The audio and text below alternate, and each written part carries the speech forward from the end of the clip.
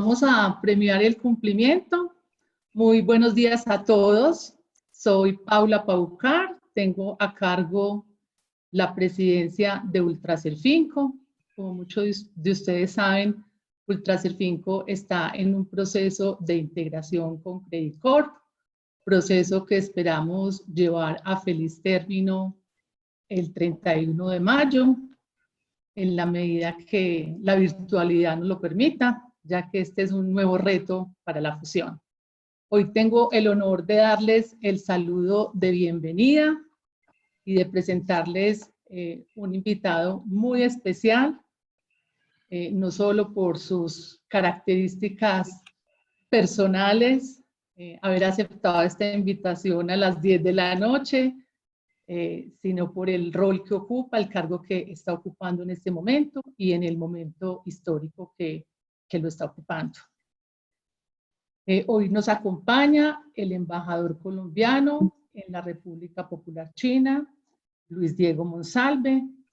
El embajador Monsalve es abogado de la Universidad Pontificia Bolivariana, con especialización en Derecho Comercial de la misma universidad. Obtuvo 2 maestrías, una en Administración de Negocios de AFIT y otra en Administración Pública en la Universidad de Harvard. Se ha destacado en cargos directivos, tanto en el sector público como en el sector privado. Asimismo, formó parte del Consejo Directivo de ProAntioquia y fue miembro de la Junta Directiva del IDEA. Al momento del nombramiento como embajador, dirigía Newstetic. Newstetic es una compañía paisa, la cual representó por 19 años. Compañía que logró internacionalizar a más de 60 países, convirtiéndose en la primera compañía de Colombia en el sector exportador, segunda en Latinoamérica y cuarta en el mundo, con una producción anual de 80 millones de dientes para prótesis dentales. 80% de su producción la exporta. Embajador, nuevamente muchas gracias y muy bienvenido esta mañana para los colombianos. Muy buenas noches para usted. Bueno, pues muy buenas noches, Paula. Muchas gracias por el saludo y por la presentación. Efectivamente, aquí en Beijing son las 10 de la noche. Estamos 13 horas más tarde que Colombia. Y como he mencionado yo por ahí en varias charlas de los últimos días y en reuniones, que además de eso estamos viviendo como unos 2 meses más tarde, porque pues con toda la situación que hay en el mundo, China ha sido el primer país que ha pasado por este proceso, pues todavía está obviamente, pero por este tema de que el coronavirus que empezó aquí, o sea que digamos que hay temas donde la experiencia que se ha vivido acá es parte de lo que podemos compartir esta noche, esta mañana allá. Bueno, muchas gracias. Quiero presentarles, no sé si ya se conectó Daniel Velandia, quien nos acompaña. Veo que todavía no se nos ha conectado. También nos acompaña Juan Pablo Galán, presidente de Ultralat. La metodología es la siguiente. Nosotros hemos tenido la oportunidad de recoger varias preguntas, son infinitas en este momento, obviamente, para el embajador, pero las hemos logrado clasificar en 3 grupos de preguntas. Unas preguntas propias de China, otro grupo de preguntas en materia geopolítica y otro grupo de preguntas donde evaluamos las oportunidades de China y Colombia. Daniel Velandia ya se conectó. Muy buenos días, Daniel. Daniel es el economista en jefe de Credicorp. Daniel. Sí, ¿cómo están? Mucho gusto. Buenos días a todos. Bueno, entonces quería darle, bueno, entonces estábamos contando que tenemos 3 grupos de preguntas. Si hay preguntas, la idea es que la hagan por las preguntas del Zoom, por el chat no vamos a observarlas. Esperamos lograr abordar los distintos temas que tenemos planteados y si nos queda tiempo y el embajador tiene tiempo, responderemos las preguntas adicionales. Así que, Daniel, te doy la palabra. Bueno, muy buenos días a todos, bienvenidos. Muchas gracias por aceptar la invitación y embajador, un placer conocerlo y tenerlo con nosotros. Sobre todo, pues muy buenas noches, casi buenas medias noches por allá. Es un esfuerzo importante y se lo agradecemos. Bueno, yo voy a hablar, a hacer las preguntas con respecto al primer paquete, digamos, de preguntas, como decía Paula, que tienen que ver directamente con China. Obviamente son muchas las preguntas que surgen y sobre todo reconociendo que China, pues no solo parte, digamos, el virus de allá, sino que además pues nos lleva una ventaja importante en términos del manejo del mismo y muchas preguntas surgen alrededor de ello. Voy a resumir entonces las preguntas y en general, digamos que lo primero que todos nos cuestionamos es cómo entender que un país del tamaño de China pueda controlar y eliminar básicamente el número de contagios mucho más rápido que otros países más pequeños. O sea, ¿cuál fue como la estrategia y la efectividad, las herramientas que lograron ser más efectivas en ese sentido? Dicho eso, también hay que reconocer, y usted lo debe saber mucho más que todos nosotros, pues que en todas partes del mundo se cuestiona la veracidad de las cifras en China, de contagios, de muertes, etcétera. Pues quisiéramos saber usted qué opinión tiene al respecto.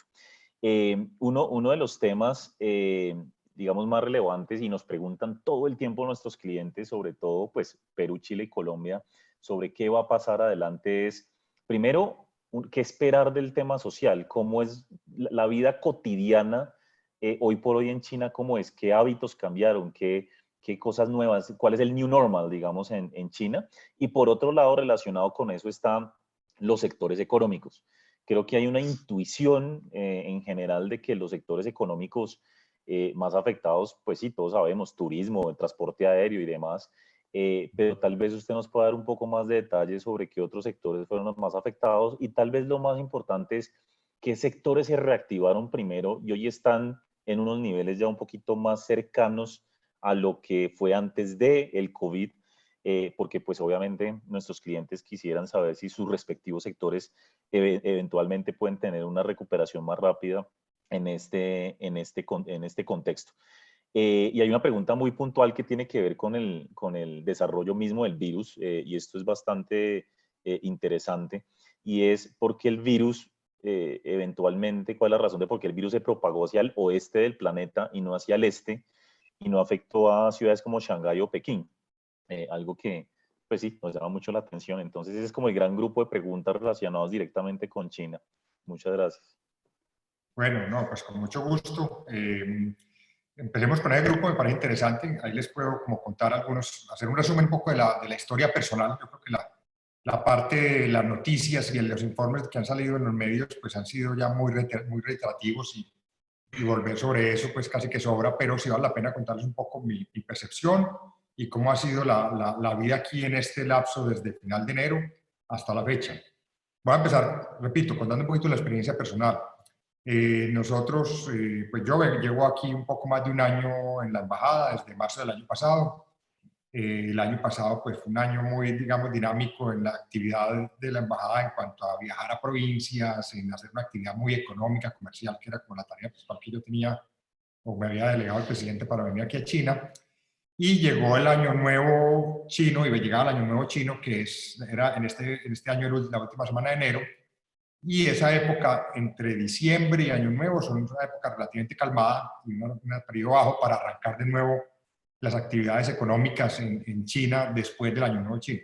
Quienes tienen negocios con este país saben que ese es el momento en que prácticamente el país se para, porque la gente sale toda a vacaciones, una semana más o menos, se van a visitar a sus familias, las fábricas paran, casi que quienes hacen compras en China, por ejemplo, saben que ahí tienen que dar los pedidos antes o ya esperar que pase el año nuevo chino.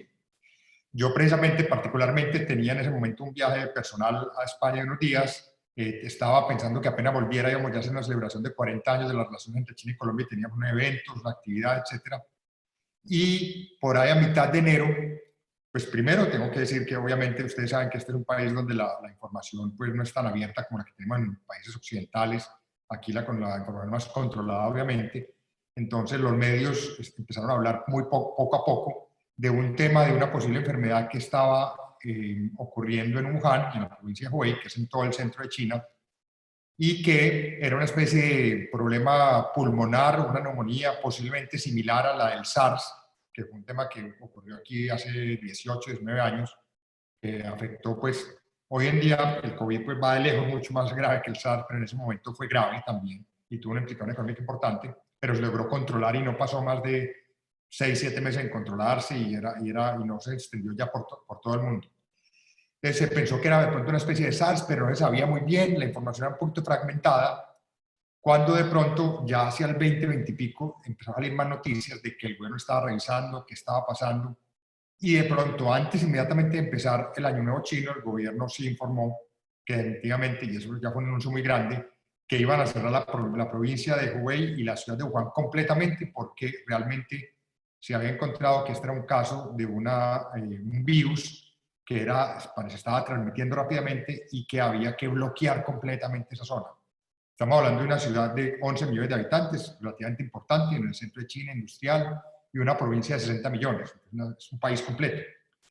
Al cerrarse completamente esa zona en ese momento, lo que buscaba el gobierno chino era que no se expandiera y que se regara por el resto del país, aunque apenas empezó, después de que se cerró, empezaron a salir casos poco a poco en el resto del país. Y ahí me voy a la última pregunta, para agilizar un poco pues, la conversación. Cuando a mí me dicen qué pasó en China, yo digo, en realidad, como un foco, entonces el foco se alcanzó a controlar bastante. Ese foco que fue esa provincia se bloqueó completamente. Cerraron transporte, cerraron trenes, aviones, carreteras. O sea, aislaron completamente a la gente en esa provincia, desde el 22, 23 de enero hasta el 8 de abril. Pues todo este tiempo completamente aislados.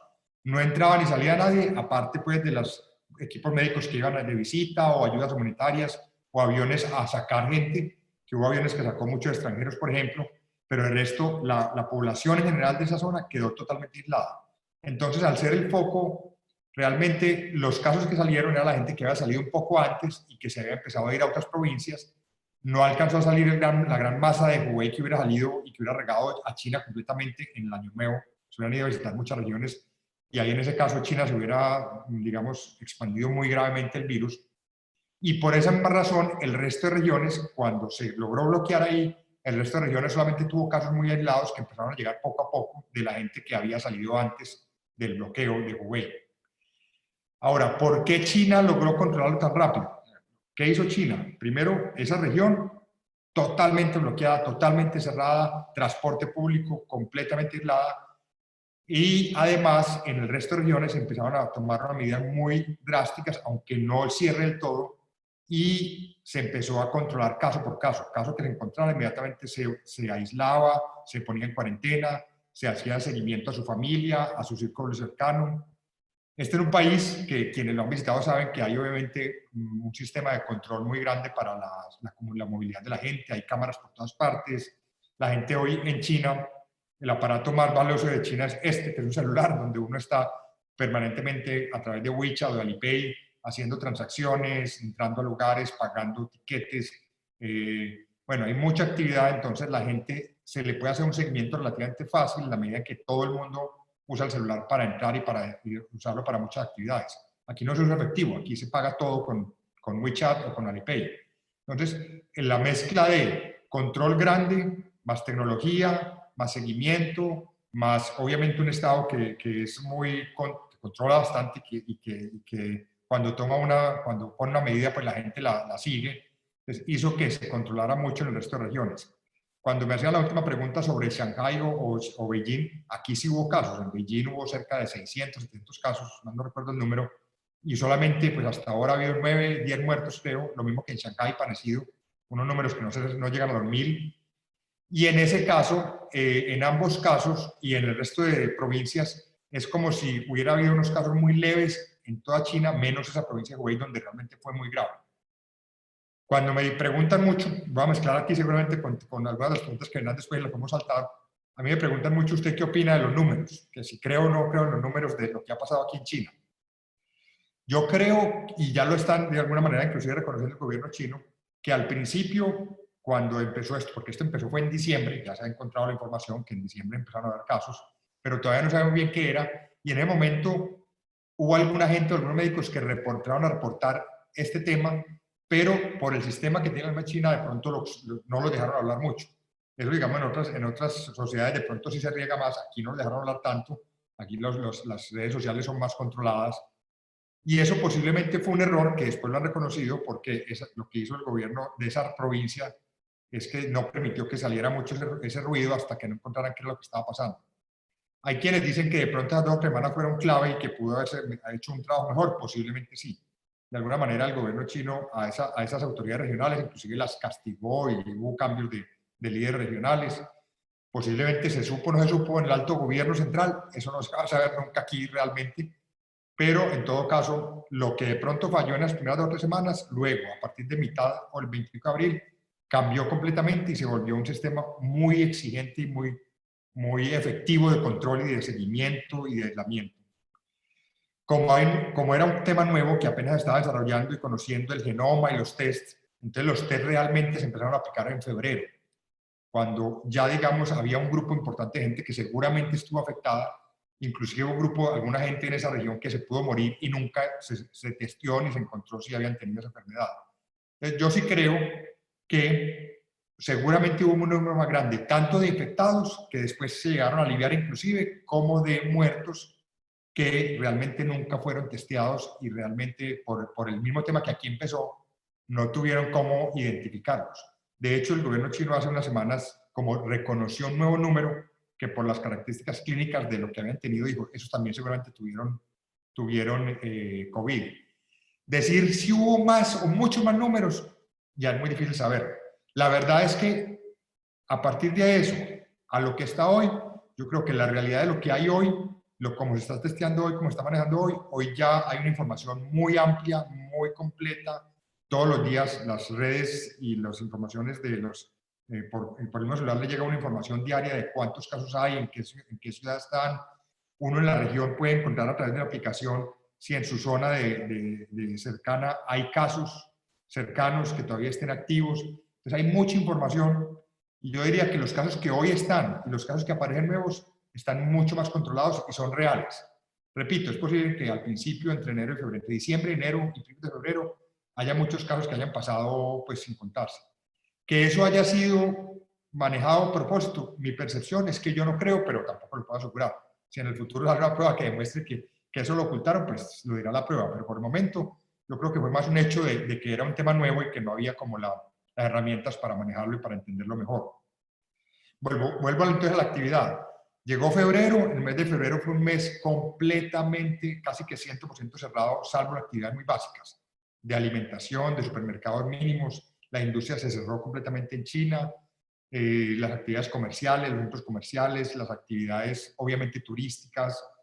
No se cerraron, por ejemplo, en Beijing o en las principales ciudades, no había un cierre completo de actividades donde uno tuviera que quedarse guardado en la casa. Yo nunca, de todo el tiempo que he estado aquí, no me he tenido que quedar encerrado del todo. Pero, sin embargo, sacaron unas guías muy estrictas de cómo debía uno actuar en la calle, cómo debía uno mantener aislamiento, a todos los restaurantes, los centros comerciales, todo estaba cerrado en el mes de febrero, estuvo cerrado completamente. Entonces, uno podía comprar por cosas, por ejemplo, a domicilio. Este es otro tema. Este es un país que tiene muy desarrollado el servicio de domicilio y de actividad de despacho por compras por Internet. Eso se movió muy bien sin ningún problema. Todo el mes de febrero estuvo así. Uno realmente, incluso en Beijing, a pesar de que no había esa obligación estricta de no salir, por lo menos los primeros 15 días, sin saber qué tan grave era el tema, la gente no salió, simplemente no salió. La gente se quedó muy encerrada. Ya hacia finales de febrero la gente empezó a salir poco a poco.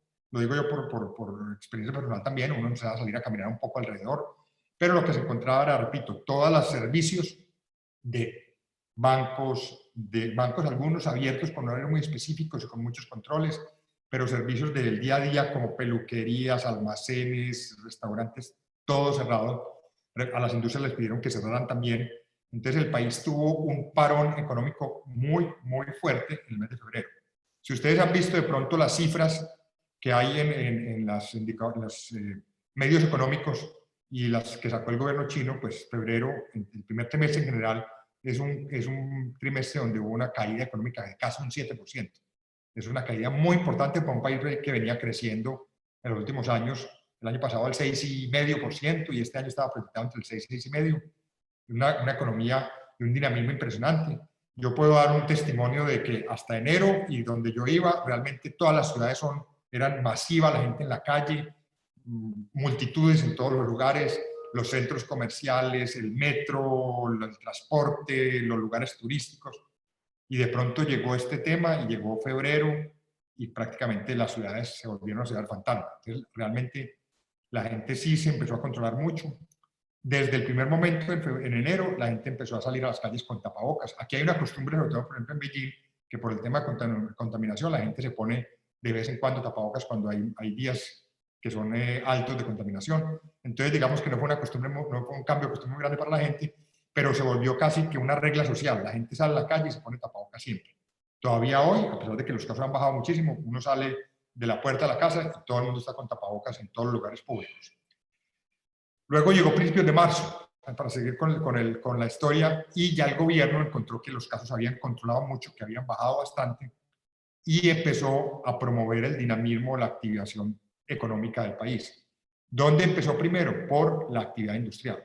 Le pidió, y eso fue inclusive un recorrido que hizo por varias partes Xi Jinping, como promoviendo que las fábricas a que arrancaran. Entonces, la mayor parte de la actividad industrial, que es obviamente un fuerte muy grande, esta es la fábrica del mundo, les pidieron en todas las regiones que arrancaran con muchos controles y con muchos protocolos, un poco como lo que estamos viendo de Colombia para el sector manufacturero, protocolos de salud, de control, de aislamiento, de seguimiento. Primero industrias, esos fueron los primeros que les exigieron, les pidieron, casi que forzaron a que abrieran, pero con todo ese tipo de controles. Luego, a las pocas semanas, por ahí desde la segunda o tercera semana de marzo, se han ido abriendo ya los comercios.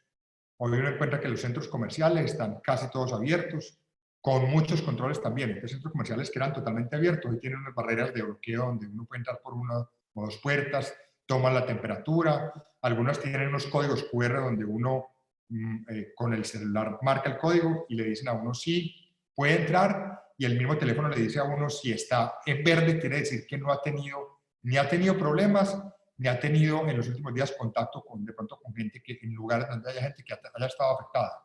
Si el celular le llega a uno a advertir que está en amarillo o en rojo, le toca salir corriendo a chequearse porque eventualmente pudo tener contacto y estar afectado. Entonces, en ese tema ha habido, digamos, una reactivación económica poco a poco. Primero industria, luego ha venido comercio, luego servicios poco a poco también. Otros tipos de servicios lo han ido permitiendo abrir también con muchos controles. Y evidentemente hay unos sectores que todavía no y que se van a demorar en abrir. El sector turístico ya están algunos empezando a abrirlo, los que son más abiertos, espacios abiertos, pero lugares cerrados todavía no. Los espectáculos grandes, deportivos o de diversión, no tampoco. Todo este tipo de sitios. Los restaurantes les exigen que tengan unas separaciones personales, unas separaciones entre mesa y mesa y entre personas, donde prácticamente, por ejemplo, un restaurante que le caben 100 personas, hoy solamente pueden ocuparse 30, 40 puestos, porque tienen que tener unas separaciones, digamos, amplias en las mesas. Bueno, muchas medidas todavía vigentes. Según los colegios, el sector educativo, el de universidad no está abierto todavía. Todo el semestre ha estado cerrado y ya dijeron que no lo van a abrir hasta el final, ya ese todo se fue por vía virtual. Los colegios en China los han empezado a dejar abrir desde la semana pasada, algunos esta semana y las que vienen por regiones. Ahí que han ido probando y han entendido que algunas regiones que estaban más tranquilas o con menos problemas le han permitido abrir, pero también con todas las reglas del mundo. Y en todo este tipo de actividades, si se encuentran casos o si de pronto hay un brote, inmediatamente van a pararlas y van a de pronto a cerrarla temporalmente mientras logran controlarla. El mensaje que ha dado el gobierno, aquí todas las semanas sacan medidas nuevas. Y cuando uno cree que es una, al día siguiente cambian por otra. Cuando, por ejemplo, hace como un mes casi ya, por efectos de que ya China estaba mucho mejor que otros países, empezaron los casos locales, el contagio local a bajar muchísimo, pero empezaron a llegar muchos casos de afuera. O sea, los chinos, la gente que se había ido a vivir a otra parte o que se había salido corriendo por lo que estaba pasando acá, empezó a regresarse. O estudiantes chinos, que hay muchos en el mundo, en Estados Unidos hay más de 500.000 y en otros países, cuando las universidades pararon de tener clases presenciales, también corrieron a venirse a China. Entonces, en esos aviones que llegaban, empezaron a llegar muchos casos y diariamente estaban apareciendo 70, 80, 90 casos de contagios por gente que estaba llegando. Entonces tomaron la decisión, primero, de que todo el que llegara tenía que tener una cuarentena obligatoria en ciertos lugares. Y segundo, a partir de hace como 15 o 20 días ya no hay entrada para extranjeros. Por ahora no están permitiendo entrar a extranjeros a China, salvo casos muy especiales, diplomáticos o unos temas muy especiales. El resto, los extranjeros hoy no están permitidos. Sigue habiendo en China, y nunca se ha parado del todo, la operación de trenes, el transporte terrestre, salvo en la provincia de Wuhan. Esa sí estuvo cerrada hasta abril, pero el resto de las provincias sí ha tenido movimiento. Sigue habiendo vuelos, aunque mucho más limitados y con restricciones de capacidad. Los vuelos del exterior también se limitaron muchísimo, ya son muchos menos, porque China tiene pues también mucho bloqueo de entrada y salida con otros países, pero todavía sigue habiendo. Entonces, para concluir esta primera parte, yo creo que no hay una normalidad completa. El nuevo normal es una normalidad con mucha incertidumbre. Es decir, hoy hay un sector abierto, una región abierta, y si llega a haber un caso o unos casos que de pronto haya un brote, esa región la pueden volver a cerrar. El ejemplo práctico es una región al norte que es limítrofe con Rusia. En esa región empezaron a llegar muchos casos terrestres de contagio en las últimas 2 o 3 semanas, y esa ciudad la tienen casi cerrada hoy de nuevo porque le da mucho miedo que de ahí se riegue. Entonces, es un nuevo normal, pero con mucha incertidumbre, con la posibilidad de que se abra y se cierra permanentemente. Mi percepción aquí, como en el resto del mundo, es que el normal previo a enero de este año en el mundo va a ser cuando haya vacuna y esté ya totalmente aplicada y que haya ya casi que una protección completa para la gente. Mientras tanto, va a ser un esquema donde los gobiernos y la regulación va a ser ensayo-error, probando cómo va operando. El gobierno aquí tiene muy claro que no puede parar la economía, es decir, 3 o 4 meses de la economía parada, se quiebra China, quiebra cualquier país del mundo. Entonces les toca empezar a hacer un ejercicio donde con muchas medidas de control, de testeo, pruebas, hacen muchas pruebas, y de tecnología también, pues van a permitir como enfocarse y hacer un aislamiento muy específico de quienes realmente están contagiados. Yo creo que ahí, pues, digamos, concluimos la primera parte, y si quieren de pronto las preguntas después podemos agregar algunas de las que nos puedo faltar. Me voy a atrever a hacer una contrapregunta, una pregunta ahí simple, y es, porque ahorita ya vamos a salir un poquito más al tema geopolítico y después Colombia, pero en China, digamos, la gran preocupación de todos, precisamente como bien decía, era que los planes de los gobiernos se enfocaron, o se han enfocado hoy para 3 meses, digamos, es básicamente como la estrategia de los gobiernos, aplazar impuestos, dar transferencias monetarias por 3 meses, y más de eso, ni idea cómo podría soportarlo un país. La pregunta es, ¿la condición social en China, digamos, empeoró mucho o fue muy exitoso el gobierno en llegarle a los vulnerables y a las empresas pequeñas y demás? A ver, ahí hay una mezcla donde todavía no hay... No, primero, aquí sí se subió el desempleo. Aquí hay un desempleo, dicen que se subió unos 3 puntos el desempleo, con las estadísticas que tiene el gobierno, de un desempleo muy bajito que había como el 3 y pico, calculan que subió por ahí el 6. Y todavía no hay como una medición muy clara de la cantidad de empleados, los que tenían, los trabajadores que antes del Año Nuevo Chino generalmente se mueven a las provincias y viven allá y luego regresan a trabajar en las fábricas. De esos no hay todavía una estadística muy clara cuánto desempleo realmente se generó con ellos. Yo creo que sí hay una afectación indudable. Una caída económica del 6-7% en un trimestre, eso pues tiene que tener unas consecuencias claramente en la calidad y en el volumen del empleo.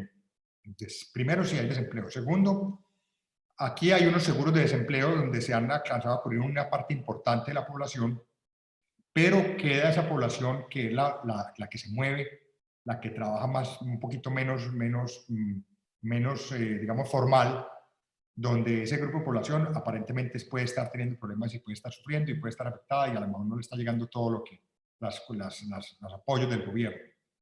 Igualmente, en China, siendo un país ya, digamos, de un nivel de desarrollo un poco más avanzado, país medio alto, tiene ya también un sector servicios relativamente entre informal o muy independiente, el que tiene un pequeño almacén, una tienda, donde, o un pequeño servicio, o un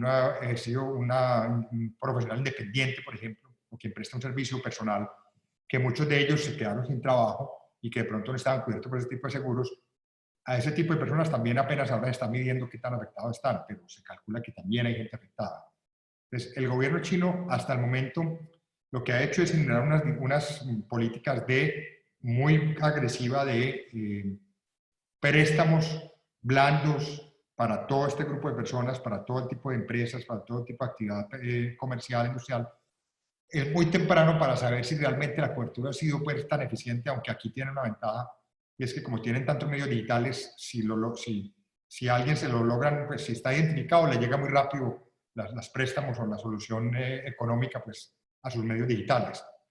Pero todavía es muy temprano para realmente saber. Yo creo que esa medición se va a saber hasta el final del primer semestre. Mi percepción personal es que en todo caso sí, pues que es tan duro, que ha sido tan duro que sí.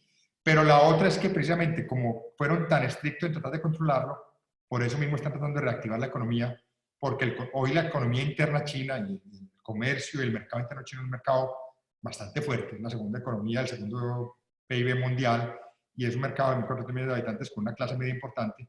Entonces van a tratar a través de esa reactivación económica de la operación interna china que vuelva a resurgir y que vuelva a reactivarse. Eso yo creo que lo vamos a ver muy claro cuando salgan cifras muy claras de abril, mayo, si han logrado tenerlo con éxito. Pero, repito, yo sí creo que eso fue una afectación importante. Ahora, la principal enfoque del gobierno chino ha sido dar esas soluciones también temporales y tratar de reactivar muy rápido el país para que no se caiga más y para que esa gente que estaba de pronto bien derrotada logre recuperarse. Pero claro, aquí uno ve en centros comerciales, almacenes que uno dice, este quedó cerrado y se va a quedar cerrado. En el dinamismo anterior también pasaba mucho, que abrían una cosa, la dejaban cerrar muy rápido. Este es un poquito un capitalismo muy agresivo, a pesar de que el medio económico es un capitalismo muy agresivo donde la gente que se quiebra y entra una nueva y salen, se crean empresas, se crean negocios. Entonces, de pronto esa dinámica va a permitir que si se logra reactivar el mercado interno, de pronto no se afecte tanto. Gracias. Le recordamos a los asistentes que no estamos recibiendo preguntas por el chat, sino por el vínculo que dice preguntas y respuestas, porque creo que están escribiendo en el chat y no estamos habilitando esa opción. Juan Pablo tenía una pregunta de parte de un asistente. Embajador, buenos días. Sí, tenemos algunas preguntas relacionadas con la parte del testeo. Voy a recogerlas y ver de eso qué podemos sacar.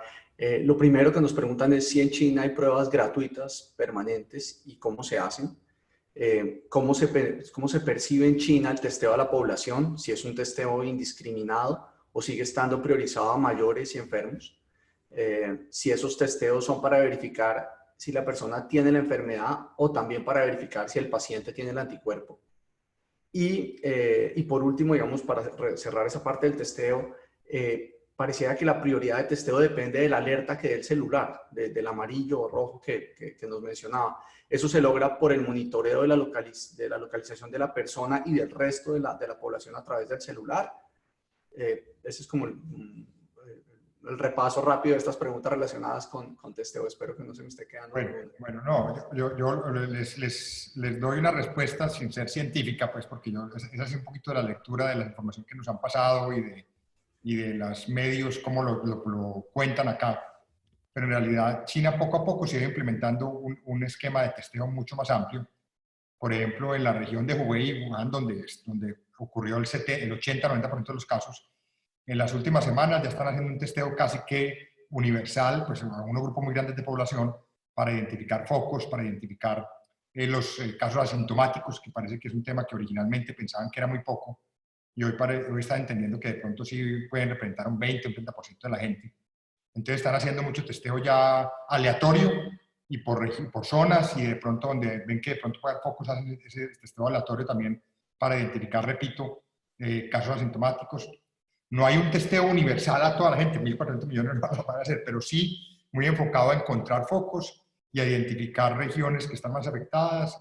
Y cuando una persona, por ejemplo, resulta afectada, tratan de hacer testeo no solamente a su grupo familiar, sino hacer un testeo a todo el grupo de contacto inmediato que ha tenido en los últimos 14 días. Entonces, a través de toda esta tecnología, de control que saben dónde se ha movido la gente y tratan de identificar los grupos que han tenido cercanos y a esa gente las invitan o las buscan para hacer el test.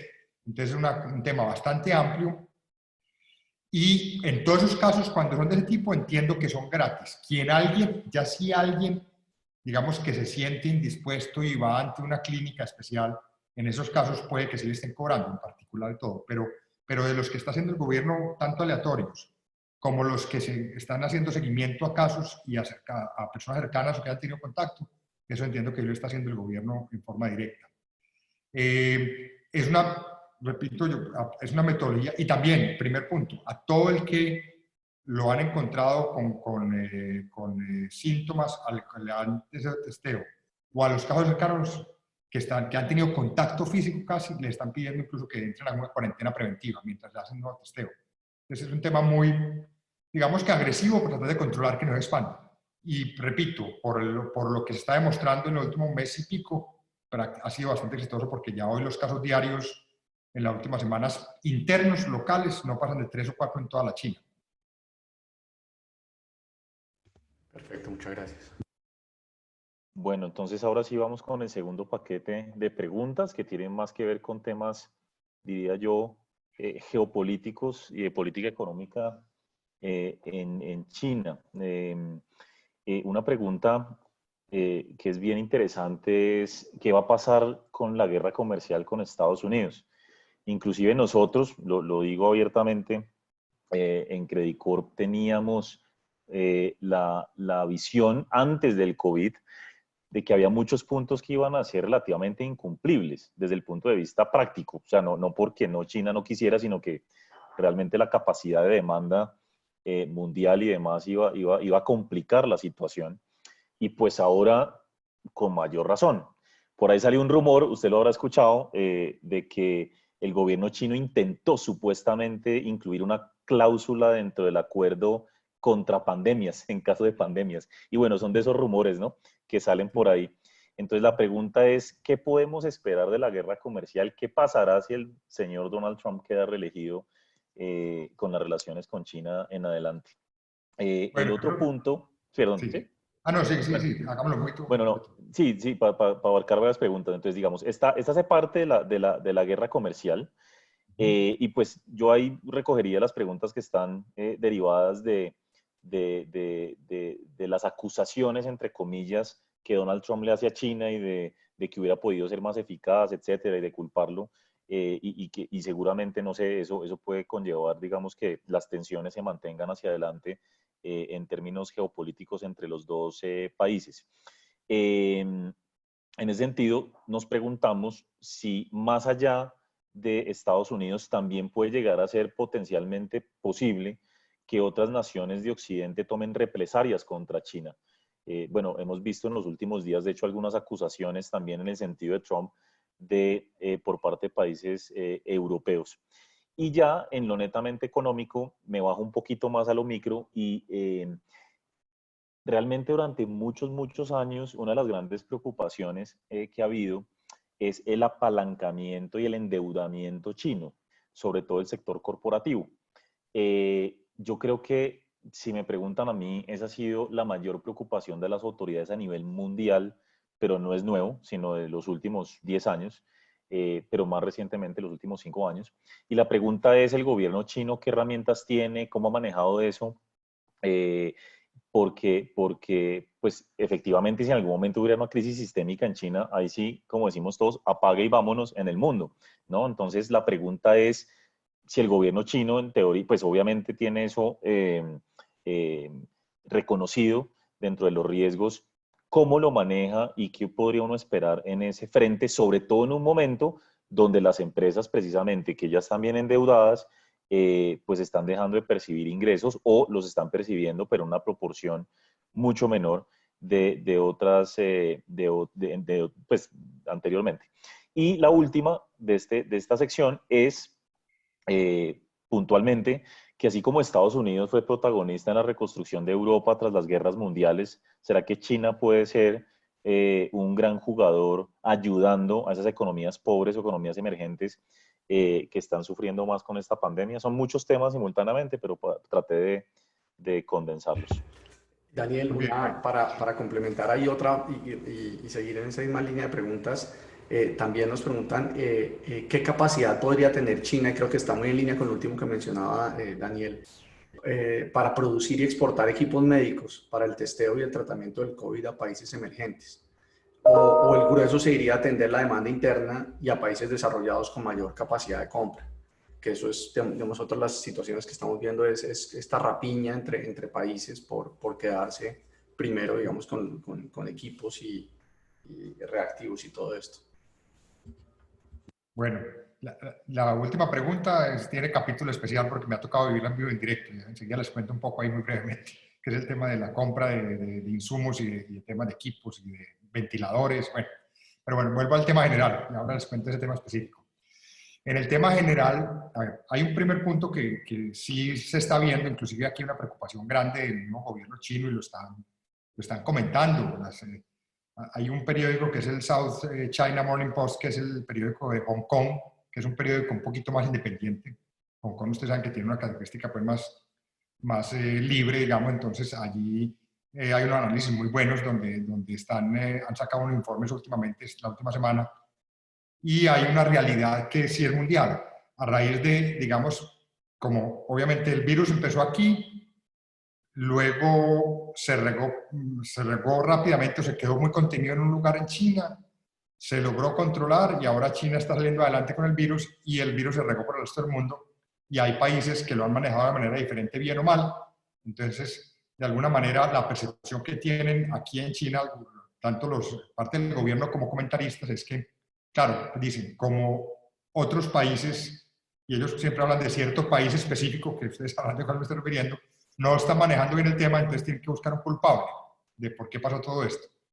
Yo creo que sí va a haber un tema, no sé si duradero, pero por lo menos inicial, ante la crisis y ante la situación grave que esto está generando económicamente en muchos países, incluyendo Estados Unidos y algunos europeos, hay una tendencia, como siempre, del ser humano a buscar quién tiene la culpa, ¿cierto? Entonces, puede ser, hay una culpabilidad que se puede decir, hombre, si China hubiera advertido, hubiera sido más claro qué le pasó al principio, y nos hubiera advertido que esto era tan grave y de pronto dicen algunos países que ocultó la gravedad del tema, pues nos hubiéramos preparado mejor. Esa es eso yo llamo una prueba diabólica porque es muy difícil saber si realmente sí o no. Yo repito, como le decía al principio de la conversación, que al principio, sobre las primeras semanas, como lo que hizo China, puede que haya sido no tan bien hecho, pero también pienso yo a veces que a cualquiera le hubiera pasado. Si es un fenómeno nuevo que uno no tiene muy claro de qué se trata, no sabe cómo manejarlo, y en un país donde no hay mucha información, pues tratan por lo menos de tenerlo bajo perfil por el momento. Y ellos no van a reconocer que, o ya lo están reconociendo, pero no quieren reconocerlo muy públicamente, que sí, que de pronto hubo ese mal manejo al principio. Y eso les da herramientas o munición para quienes critican de afuera que ahí hubo algo raro que ocultaron. Yo personalmente, por ejemplo, esa ya es una percepción personal hasta que me muestre lo contrario. Yo estoy convencido que esto no es un tema de que creó un laboratorio o que hubo una infiltración. Algunos dicen que el laboratorio acá o que los gringos lo pusieron acá, no sé qué. Bueno, yo sigo pensando hasta que me muestre lo contrario con pruebas que fue un tema natural de como ocurre en las epidemias. Es decir, un tema de que obviamente el ser humano en un país como esto, con tanta población y con tanta acumulación de gente y aglomeración, pues la interacción con animales salvajes, etcétera, puede generar que de pronto salte un virus de un animal a un humano, como ha pasado en otras epidemias anteriores, y de ahí se haya regado como se haya regado. Entonces yo creo que yo tengo un dicho pues en esto que para mí más que realmente una teoría de conspiración, para mí es una teoría de que el mundo con esta epidemia le hace un llamado al ser humano y le dice que deje de creerse invencible y que la naturaleza también le reclama a veces cuando el ser humano abusa de ella. Pero bueno, eso es pues como mi esquema general. Yo pienso que, volviendo al tema, en los próximos meses y posiblemente años, mientras se logre recuperar el mundo de este tema, seguramente a China habrá países, habrá gobiernos o habrá sectores políticos que van a estar tratando de acusarlo. Obviamente en un momento donde hay elecciones en Estados Unidos, pues China se va a volver un actor de las elecciones tratando de decir que, como lo están haciendo, que de pronto China fue o no fue culpable, o que tapó, que no tapó. Y eso obviamente va a generar fricciones. Yo, por lo menos en este mes, algún tipo de fricciones que ya están viéndose con Estados Unidos. Otros países también están tratando de reclamarle a China. Eso puede salir mal o salir bien, ¿cierto? Puede salir, de pronto el gobierno chino yo creo que también puede haber sido en cierto momento, si bien ha tratado de ayudar en algunos casos, también ha tratado de vender también el modelo, que su modelo ha sido tan bueno que lo ha manejado muy bien. Y eso para algunos países también se puede ver mal. Entonces ha habido ahí un poco de egos mezclados entre países que finalmente terminan generando, repito, ese choque. Y eso se puede ver reflejado también eventualmente en temas económicos. Hay un tema que se llama, ustedes de pronto han oído el término que se llama el decoupling, que es como buscar salirse de ser tan dependientes de China. Hay un tema claro, China es la fábrica del mundo hoy en día, hay sectores, hay cierto tipo de productos o sectores que son el 70, el 80% fabricados en China. Uno de ellos, por ejemplo, es el de las PPE, todas las máscaras y toda la indumentaria y los elementos para protección en temas de salud, temas médicos. Aquí se fabrica el 70-80% de todo este tipo de productos y de elementos. Entonces eso hace que el resto del mundo sea muy dependiente de China. Yo particularmente pienso que en el mediano plazo es uno de los temas que va a pasar. Muchos países ya van a insistir en que sus propias industrias traten de localizarse más cerca, internamente, o en países vecinos o países aliados, para que no haya tanta dependencia. Eso puede pasar. Se está previendo, analistas lo están viendo, el mismo gobierno chino lo está identificando como un riesgo que tiene futuro. Entonces, ese tema puede suceder como una especie de devolución de la globalización, donde para mí va a ser parte de lo que este tipo de situaciones o de fenómenos generan, es que haya cierto tribalismo, es decir, que cada quien se enconche en su nacionalidad, en su país, y yo protejo mi país, yo protejo mi industria. Pues eso puede pasar en la globalización. En todo caso, la otra cara de la moneda es que este es un país en ciertos renglones tan eficiente, tan logísticamente también tan elaborado, con tanta, digamos, economías de escala, que tampoco es fácil reemplazar. Tampoco es fácil que ciertos sectores se vayan para otro país y se monten tan fácil, porque ellos tienen una cadena logística y de insumos muy bien desarrollada. Entonces yo creo que es un tema donde vamos a tener 2 o 3 años de una devolución parcial de la globalización, y ahí seguramente habrá choques y fricciones. Y en la primera pregunta, en el tema del acuerdo entre China y Estados Unidos, yo creo que China va a hacer todo lo posible por cumplir hasta donde alcance.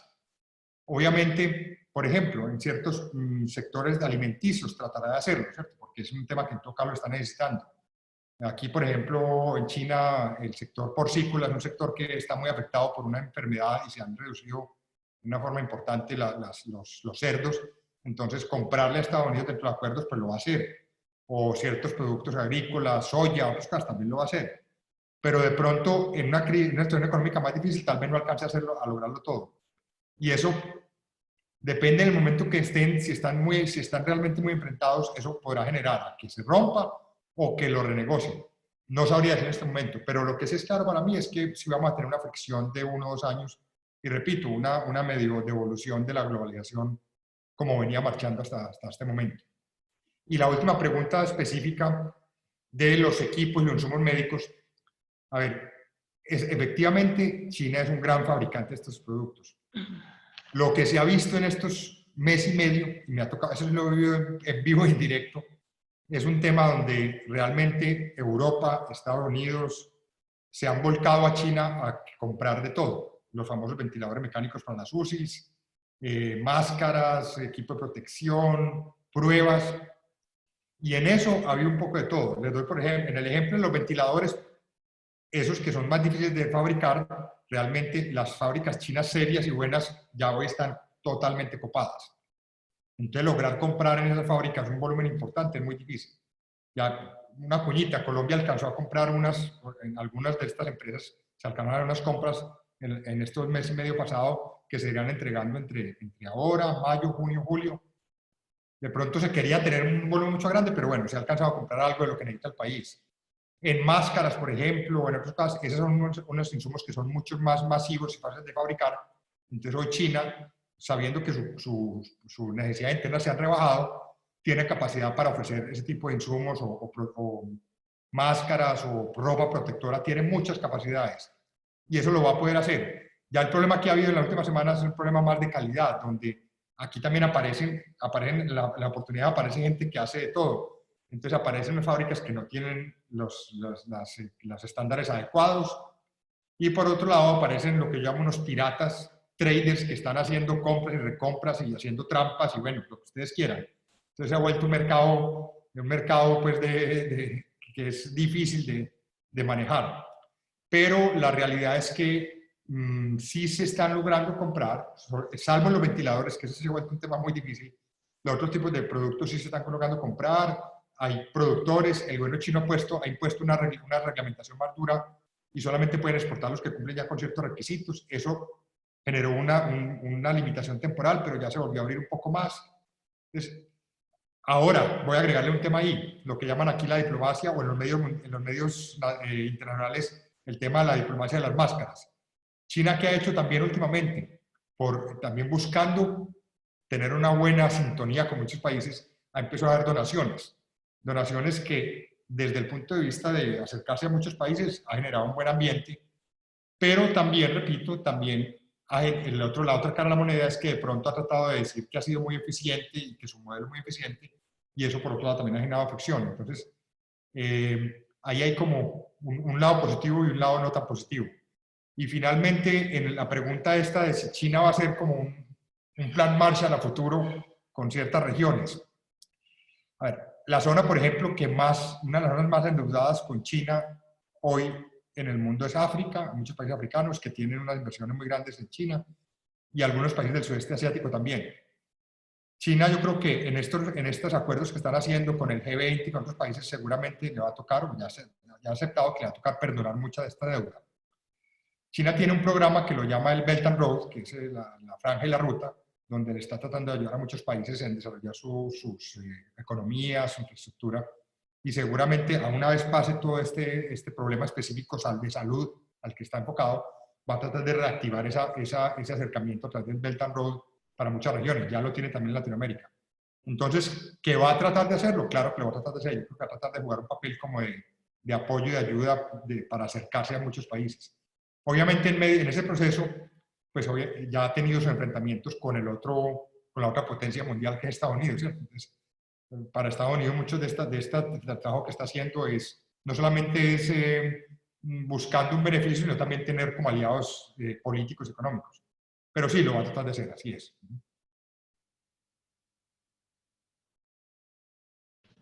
Bueno, vamos con un grupo de preguntas, digamos, mirando más hacia el futuro y donde usted con su experiencia empresarial tendrá mucho más claros esos retos frente a lo que estamos viviendo hoy en día. Había un grupo de preguntas bastante amplio, voy a tratar de recoger las más representativas. Y la primera arranca con la de Colombia y su relación comercial con China. Y la pregunta era, ¿qué podemos hacer? ¿Cómo podemos aprovechar el momento post-COVID o la época post-COVID y cambiar esa estructura de nuestra relación comercial, trascendiendo un poco el comercio de los commodities y no limitarnos solamente a esto? Otra segunda pregunta es, ¿usted cómo ve qué prácticas ha utilizado China en su proceso de recuperación económica y que nosotros podamos incorporar? Y una tercera pregunta es, ¿cómo ha sido el apoyo económico que se ha brindado a los ciudadanos colombianos en China? Que nos cuente un poco de qué presencia hay de estos ciudadanos en ese país. Muy bien, bueno, entonces, a ver, el primer punto, ese es un punto que hace parte de la tarea que venimos desarrollando con ProColombia y con el gobierno desde el año pasado aquí en China, y es que Colombia realmente en Latinoamérica es uno de los países que menos relación económica tiene históricamente con China, sobre todo en dos frentes, en el frente de exportar productos a China y en el tema de inversión china en Colombia. Hay cifras, hay países como Brasil, como Chile, como Perú, que tienen una inversión importante de empresas chinas en esos países. El sector eléctrico en Brasil, por ejemplo, tiene una participación bien importante en empresas chinas que han comprado empresas generadoras y de distribución. En el sector minero en Perú también hay inversiones importantes. en el sector de infraestructura también. Y por otro lado, en el tema de exportaciones, todo el sector agrícola latinoamericano, iba a decir Brasil, Uruguay, Argentina, Chile, Perú, son países que casi, bueno, creo que Argentina todavía no, pero bueno, el resto sí, su primer mercado de exportación de productos agrícolas es China, desde hace varios años. Son países que se dieron cuenta hace 20 y pico de años, algunos como Chile de casi 30 años, que para dónde iba China y cómo iba a crecer, y por lo tanto se enfocaron a venderle a China. Entonces Chile es un país, por ejemplo, y también Perú y Brasil con su ganado y con su sector agrícola, que tienen una presencia muy grande en China, porque lo vienen haciendo hace muchos años. Colombia, por razones, yo la llamo de pronto históricas y de enfoque muy hacia el norte, hacia Estados Unidos, Europa, es un país que realmente, en mi opinión, hasta ahora todavía dejó pasar muchas de esas oportunidades, no se enfocó, no le hicimos la tarea adecuadamente, no buscamos, no nos acercamos tanto a China. Pues obviamente de China, por razones naturales, importamos muchas cosas porque pues, había un sector privado que se iba a China e importaba todos los maquinaria, equipos, electrodomésticos, porque es la gran fábrica, ¿cierto? Y además sabemos que hay otro comercio informal grandísimo, pues que también viene de China. Pero a la hora de hacer el esfuerzo de exportar, realmente el sector exportador colombiano no se enfocó mucho, no trabajó tanto en el tema de China en los últimos años y no se dio cuenta del tamaño de mercado que estaba creciendo. Ese es un tema en el que venimos trabajando ya desde el año pasado y se ha venido trabajando desde antes. Pues aquí no estamos inventando la rueda, es un tema que se viene ya desarrollando, le estamos tratando de poner un mayor impulso, buscando que Colombia, que también puede ser un potencial agrícola en algunos sectores y crecer, pues exporte, igual que el resto de Latinoamérica, exporte mucho más productos a China, que es un gran consumidor de productos agrícolas. China es un país de 1.400 millones de habitantes, con un tamaño geográfico similar a Estados Unidos, con muy pocas tierras cultivables, menos del 10%, y que es un gran, hoy en día, con su capacidad económica, un gran importador de comida. Entonces la comida es clave para China, importar comida, y Colombia, si hace bien la tarea en los próximos años, va a poder exportar. Ahora, pues una de las cosas que logramos a final del año pasado fue empezar ya a tener el protocolo para aguacate. Esperamos este año, ya veníamos un proceso muy acelerado que se frenó con todo este tema del COVID, pero lograr que tengamos aprobación de carne y después carne de cerdo, frutales. El café colombiano tiene una presencia hace años en China, pero todavía le falta desarrollarse más. Las flores colombianas también han entrado a China, el banano. Hay productos agrícolas que para Colombia sería muy importante poder tener un mercado como China, porque es un mercado claramente, es tal vez el mercado más grande y con mayor posibilidad de expansión. Un segundo tema es el de la inversión. En la inversión también, pues comparado con esta Latinoamérica, la inversión china en Colombia era mínima, lo cual está empezando a cambiar con unos proyectos importantes que ustedes ya conocen, que digamos se lograron empujar y ayudar a que entraran, con ProColombia, con todos, hicimos aquí una tarea pues, de motivar a estas empresas.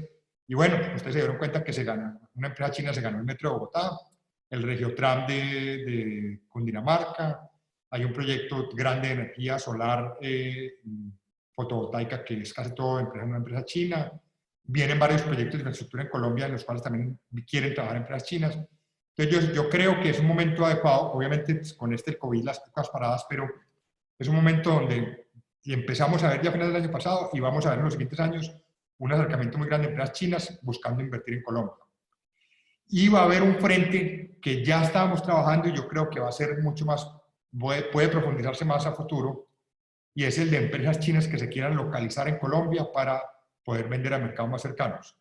Si ustedes se acuerdan la pregunta anterior, yo estaba diciendo que en el bloque anterior que se iba a ver un poco menos de globalización y que se iba a ver un poco más de, digamos, de coupling, donde las empresas se iban a localizar en regiones, por protección, por cercanía. Entonces, de pronto una empresa con inversión china, ubicada en Colombia, pues dada nuestra cercanía con Estados Unidos, podría exportar mucho más para con Estados Unidos, si con la guerra de pronto que siga a futuro, ciertos sectores sigan con unas tasas muy altas de impuestos para entrar a Estados Unidos. Entonces, yo creo que va a haber una oportunidad de atraer inversión china a empresas para producción local o regional.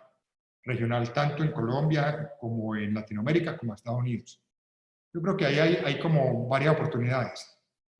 Ahora, las preguntas que me hablaban de qué tipo de prácticas o qué temas yo destacaría de China que nos servirían para desarrollar en Colombia. A ver, hay temas culturales que tienen que ver más con la disciplina y con el control que van de la mano también con el sistema político, donde nosotros tenemos un sistema distinto. Y yo no, pues, yo no diría que lo vamos a cambiar. ¿No? Este es un sistema democrático donde hay cierta, obviamente no se pueden tomar medidas tan agresivas en ciertos temas, pero yo creo que sí hay temas, por ejemplo, todo el tema de la posibilidad de hacer un desarrollo tecnológico donde a través de esa tecnología la gente pueda tener más acceso a facilidades, a seguimiento epidemiológico. Son temas que yo creo que sí podían trabajar mucho más y va de la mano obviamente con una profundización de la tecnología digital y del acceso a las plataformas digitales.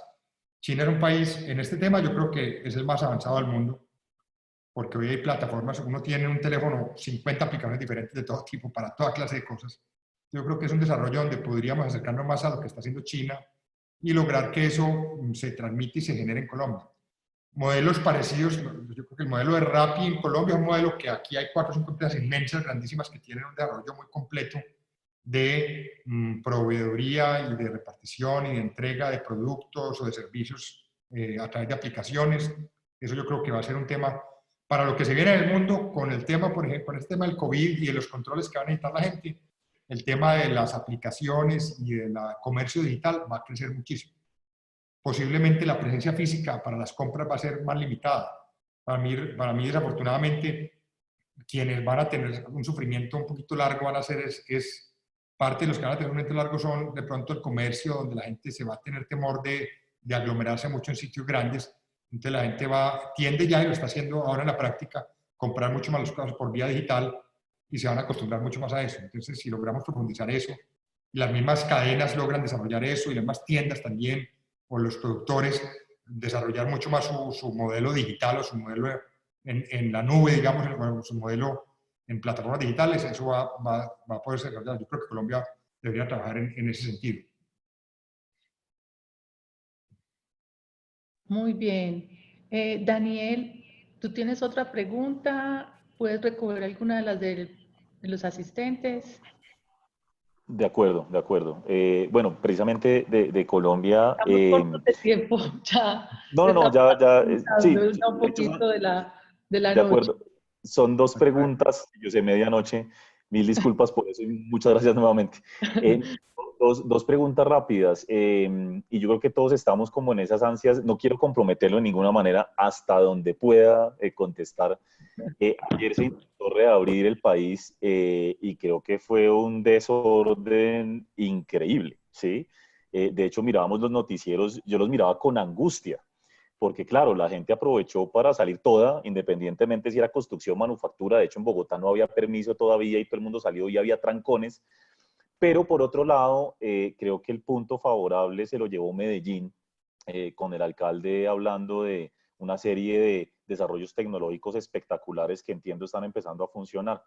Entonces, a mí me gustaría ir cerrando un poco con eso porque recoge mucho de esta conversación y es cómo de verdad lograr que esto funcione, porque bueno, en principio uno dice, no, también es cultural y nuestra forma de ser como colombianos, pero obviamente yo creo que hay cosas que los gobiernos, y más que el gobierno nacional, los alcaldes y gobernadores seguramente tienen que hacer para que esto funcione, para que la reapertura realmente funcione como en China. Y yo creo que ir cerrando con eso me parece vital para que todos podamos un poco digamos, pensar qué debemos hacer hacia adelante, ¿no? Pues básicamente esa es como la primera y más grande de esas preguntas. Si hay otra más la hago, pero yo creo que esa es como la principal que se me ocurre en este momento. Bueno, a ver, esa primera no es fácil de contestar con nuestro tema cultural y social colombiano. Hay unos temas, obviamente, primero tenemos que entender en el país que vivimos, pues yo estoy acá, pero yo vivo en Colombia, pues como colombiano desde acá, pues estoy representando al país. Y tenemos que entender primero que Colombia es un país con un nivel de informalidad importante, es decir, cerca del 50% de la gente tiene trabajos informales, vive el día a día. Entonces tampoco es fácil uno decir que la gente le va a imponer una obligación de cuarentena permanente si al día siguiente ya no tiene cómo comer. No tenemos tampoco yo lo explico de la siguiente manera. Las capacidades institucionales no se crean de la noche a la mañana. Entonces, obviamente, y eso pasa en todo el mundo, y pasa en Estados Unidos. Estados Unidos es un país, yo admiro, adoro a Estados Unidos, tengo la profunda admiración de lo que es, pero también entiendo que su desorden institucional de alguna manera está generando el caos que está generando, ¿cierto? Entonces, repito, nosotros tenemos una institucionalidad mediana, con algunas dificultades, con cosas que funcionan, otras que no. Tenemos una historia también, tenemos una realidad social donde hay una cantidad de gente que no hay forma de censarla claramente para poderle llegar tan fácil. Entonces, todo eso, yo siento que el gobierno está haciendo todo lo que está a su alcance, tomó la medida, ahí sí lo digo personalmente, mi mensaje desde acá, al principio al gobierno, pues viendo lo que está pasando acá es, tenemos que cerrar muy rápido y tratar de cerrar rápido temporalmente para lograr controlar, mientras se montan las medidas que permitan luego abrir, ¿cierto? Porque eso lo estaba yo viendo aquí en vivo en directo. O sea, el cierre y lo estricto al principio es lo que permite luego tomar medidas y preparar el sector salud, preparar los protocolos. Y sin embargo, incluso acá también repito, todo este fenómeno, todo lo que ha pasado también, repito, es ensayo-error. Los cogió totalmente por sorpresa y no lo estaban esperando porque no lo calcularon el tema cuando empezaron a llegar los extranjeros y los locales. Ya mejor dicho, sentían ya que habían logrado vencerlo y de pronto se tuvieron que devolver bastante. Es decir, hubo 15 días donde aquí todos los días decían que hay una medida, que hay la otra. Entonces eso fue un poquito desordenado, por dónde tenían que entrar, cambiaron de aeropuertos. No crean, a pesar de ser un país tan organizado en muchas cosas, también los cogió fuera de base. Entonces yo creo que a nosotros nos coja fuera de base, lo digo por nuestra propia capacidad institucional y nuestra cultura, pues no podemos esperar tampoco mucho, aunque yo creo que se ha logrado manejar.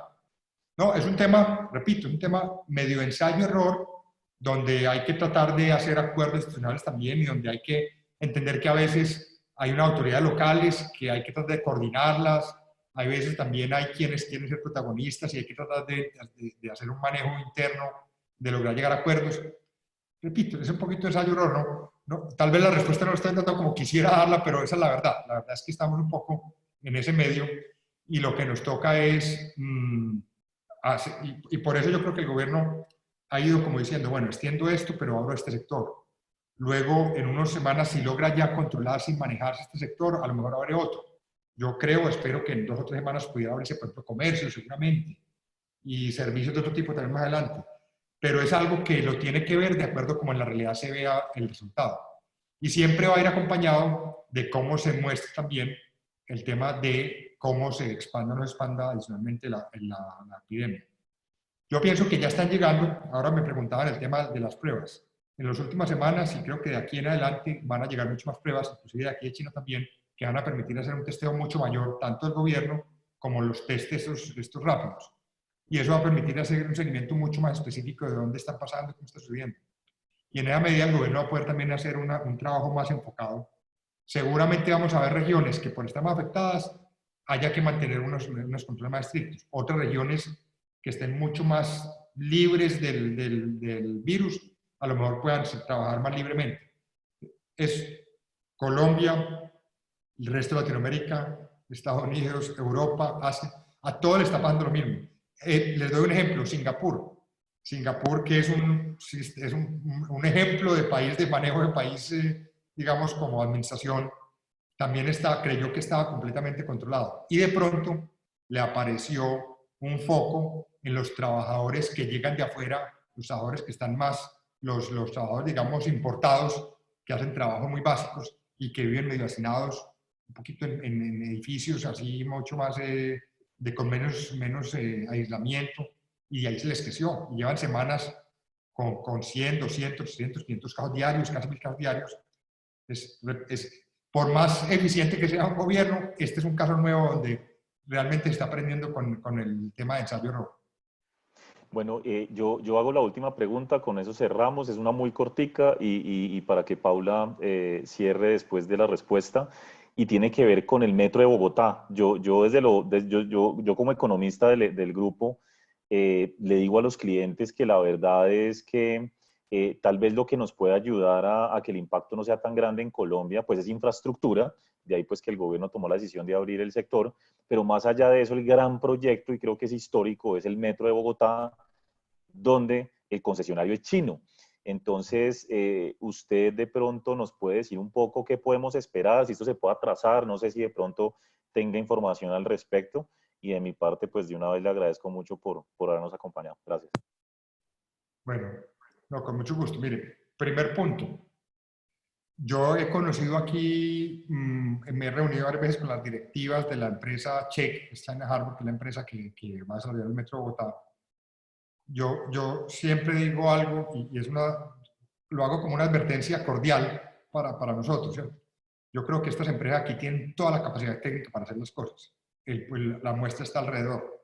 Entonces uno ve los metros de todas estas, aquí hay más de 100 metros en China, aquí hay tren de alta velocidad donde en 10 años lograron montar más de 10.000 kilómetros de tren de alta velocidad. Entonces, en la parte técnica, a mí no me queda la menor duda que tienen toda la capacidad y que tienen la intención de hacerlo desde la parte técnica. ¿Qué me preocupa a mí? Y es el mensaje que inclusive yo le he dado a las autoridades locales, al equipo del metro también. Les digo, en Colombia le vamos a tener que hacer un acompañamiento muy cercano de parte de las autoridades para que ellos aprendan a entender y a manejar, o que se les haga la ayuda y el acompañamiento todos nuestros temas muy particulares. Los temas legales, los temas de permiso, los temas ambientales, los temas de compra de tierras, de predios, todo ese tipo de cosas que para ellos aquí no lo tienen, porque aquí el gobierno les dice, usted va a hacer esta obra por aquí y haga el camino porque por aquí se puede hacer. Entonces ahí hay un tema que puede, si no se maneja bien y si no tiene un buen apoyo de parte de la autoridad que lo contrata. Yo, por ejemplo, el caso del Metro de Bogotá, sé que hay un poco como el Metro de Medellín, hay una entidad Metro de Bogotá que va a ser la acompañante del proceso. Esa entidad va a tener que en estos temas hacer un acompañamiento muy cercano. Entiendo inclusive que es la que ejecuta varias de las cosas, comprar tierra y otras cosas. Entonces, esa actividad la va a hacer esta empresa. Si a mí me preguntan, ¿yo qué haría? Pues no sé si ya el contrato lo permite, es todo eso haga la autoridad y dejen que ellos hagan la parte técnica y verá que les sale muy bien. No sé exactamente cómo quedó, no conozco por los del contrato, pero si eso se lograra más o menos así, seguramente va a salir, en vez de los 5, 6, 7 años, van a ir en 4 años, porque pues aquí muchos de los proyectos, aquí hay un aeropuerto, el nuevo aeropuerto de Pekín, que es un aeropuerto inmenso, el más grande, nuevo, es un segundo aeropuerto nuevo, después de 2 o 3 años que hicieron el otro, para los Olímpicos, lo hicieron en 5 años, un aeropuerto pues que no lo hacen en ninguna parte del mundo en ese tiempo. Entonces, repito, por capacidad técnica no me queda la duda que es capaz de hacerlo. Repito, tenemos características propias de nuestra idiosincrasia, nuestra legalidad y nuestra forma de trabajar que de pronto pueden afectar y espero que eso haya un buen acompañamiento.